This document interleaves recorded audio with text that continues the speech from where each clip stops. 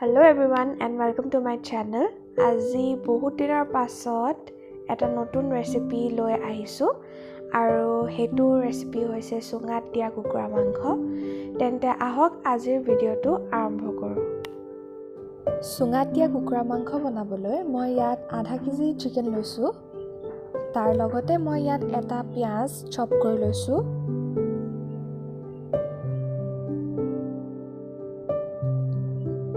লগতে মই ইয়াত আদা আৰু নহৰু থেতেলিয়াই লৈছো।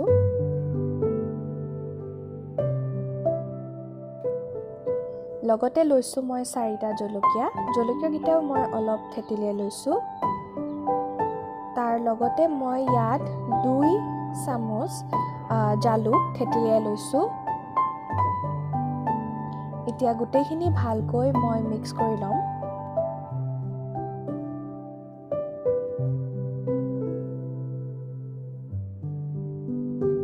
এতিয়া ইয়াত এড কৰিম মই হাফ টিস্পুন হালধি,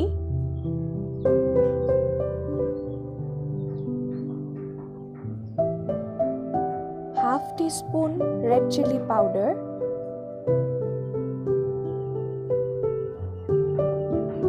আৰু হাফ টিস্পুন মিট মছলা।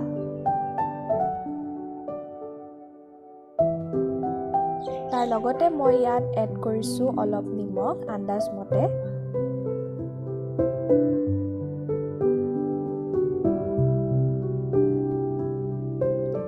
লগতে মই ইয়াত এড কৰিছো 4-5 খিলামান পুদিনাৰ পাত।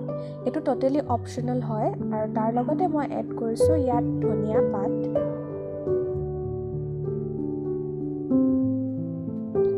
গুটেইখিনি ভালকৈ হাতেৰে এবাৰ মিক্স কৰি লম।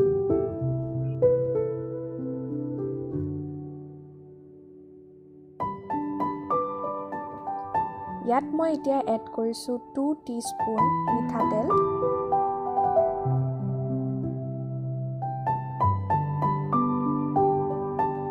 এতিয়া ভালকৈ গুটেইখিনি মিক্স কৰি লৈছো আৰু মিক্স কৰাৰ পাছত মই এইখিনি আধা ঘণ্টাৰ কাৰণে মেৰিনেট কৰি থৈ দিম।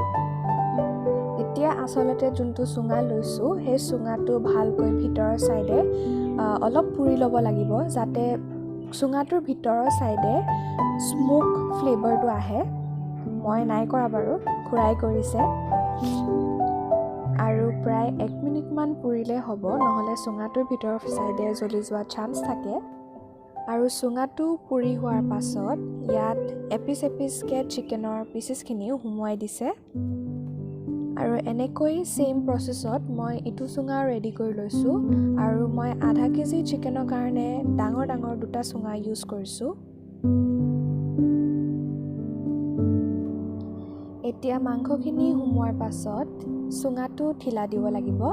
তাৰ কাৰণে মই কলপাত এখন আগতে জুইত হেকি লেৰেলিয়াই থৈছো।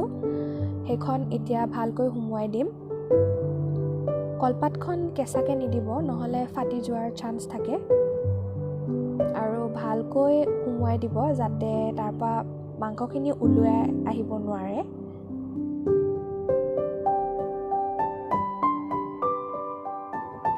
আৰু তাৰ পাছত মই জুইত দি দিছো সুঙাটো। জুইত এনেকে দিব যাতে মানে সুঙাটোৱে অকল তাৰ জুইৰ ভাপটো পায়। ডাইৰেক্টলি জুইত দি নিদিব, নহলে সুঙাটো জ্বলি যাব আৰু ভিতৰৰ মাংসখিনি কেঁচাই হৈ থাকিব। আৰু প্ৰায় 45 মিনিটছ মানৰ পাছত সুঙাত দিয়াৰ কুকুৰা মাংসখিনি ৰেডি হৈ গ'ল আৰু এতিয়া সুঙাটোৰ পৰা উলিয়াই লৈছো।